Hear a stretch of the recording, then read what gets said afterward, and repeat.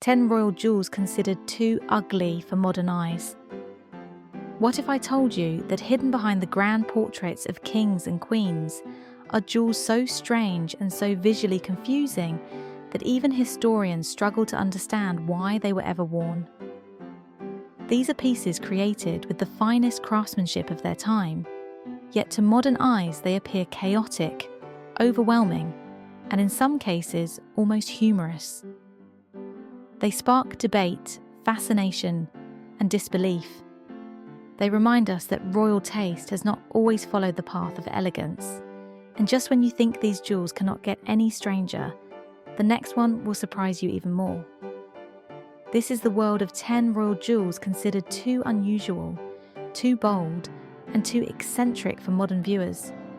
A world where beauty, power, and experimentation collide in ways that defy every expectation. Let us step inside that vault of royal oddities, because the deeper we go, the more unforgettable the story becomes. But before we begin, please support my channel by clicking on the like and subscribe button. Thank you. Let us begin with number 1, the gold bando tiara. Our journey opens with a tiara that looks less like a royal treasure and more like something fashioned during a schoolcraft session. The gold bando tiara is a broad strip of gleaming yellow gold set with red, green, and white stones that resemble half-melted sweets.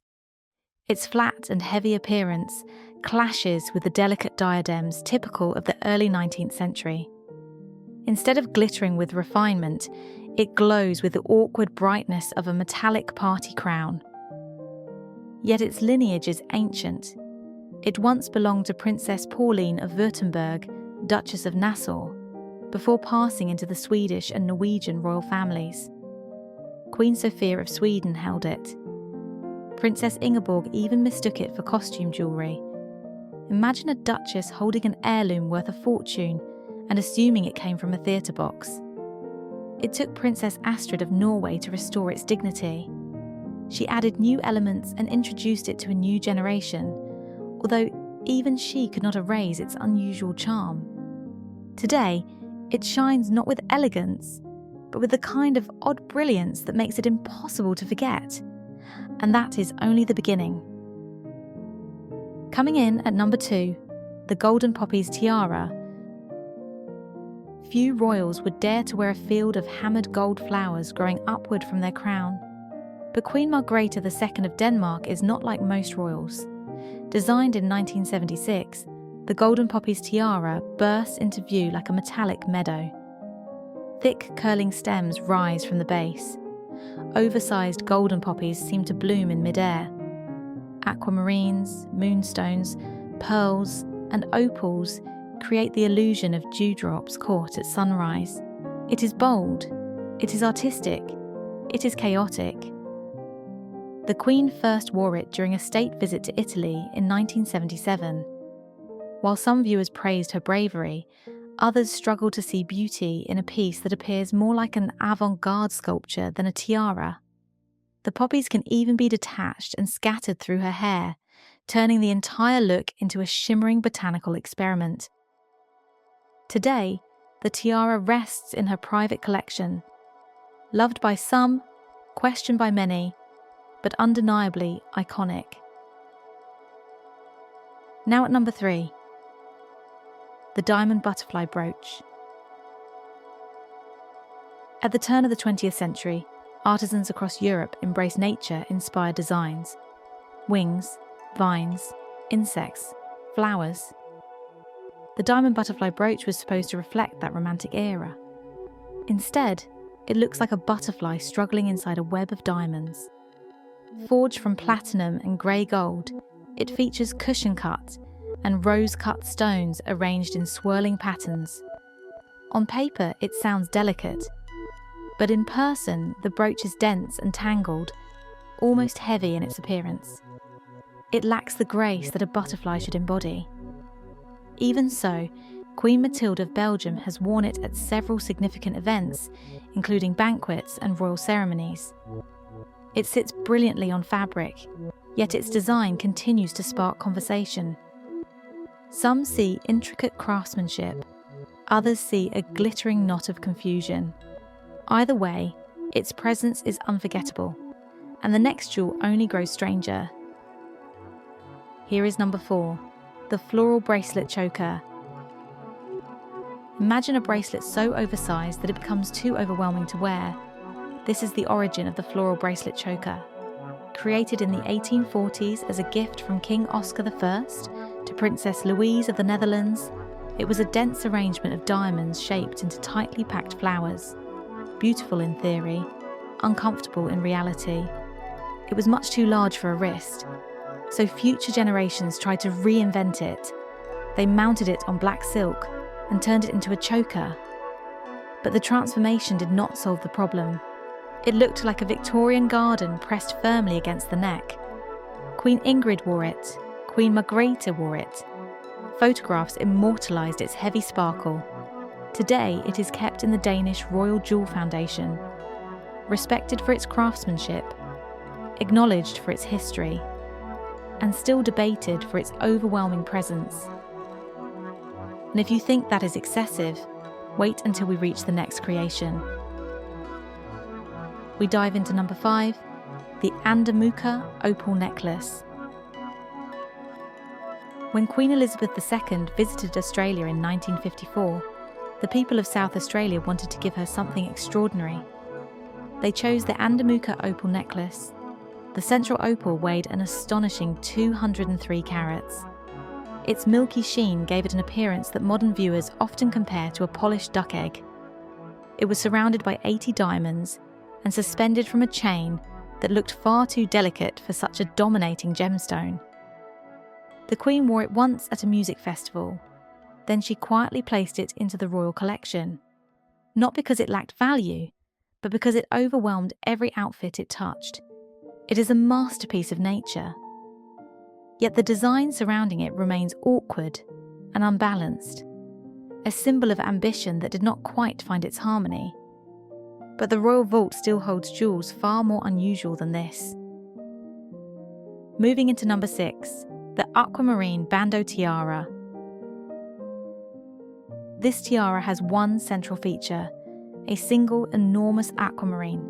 No complex structure, no sweeping arches, just one huge stone held by a slender line of diamonds. Its simplicity should be its strength, yet modern viewers often compare it to a lone, unblinking eye. For that reason, it earned the nickname the Cyclops tiara. It was gifted in 1923 to Lady Louise Mountbatten as a wedding present. Later, Princesses Birgitta, Desiree, and Christina wore it occasionally. And in 2000, King Carl XVI, Gustav gave it to Princess Madeleine for her 18th birthday. Despite its impressive heritage, it remains more of a curiosity than a crown. Beautiful in its gemstone quality, but visually puzzling. And it is not the only piece in the royal world to dance on the border between elegance and eccentricity. Stepping forward into number 7, the garnet tassel earrings. Queen Maxima of the Netherlands has never been afraid of bold fashion choices. Her garnet tassel earrings are proof of that confidence. The earrings consist of multiple strands of deep red garnet beads tied together by 3 diamond bands. They swing heavily with every movement, giving them a dramatic presence. To some, they look like vintage lampshade tassels from the 1970s. To others, they are daring and artistic. Queen Maxima first debuted them around 2011, then wore them during her husband's inauguration celebrations in 2013.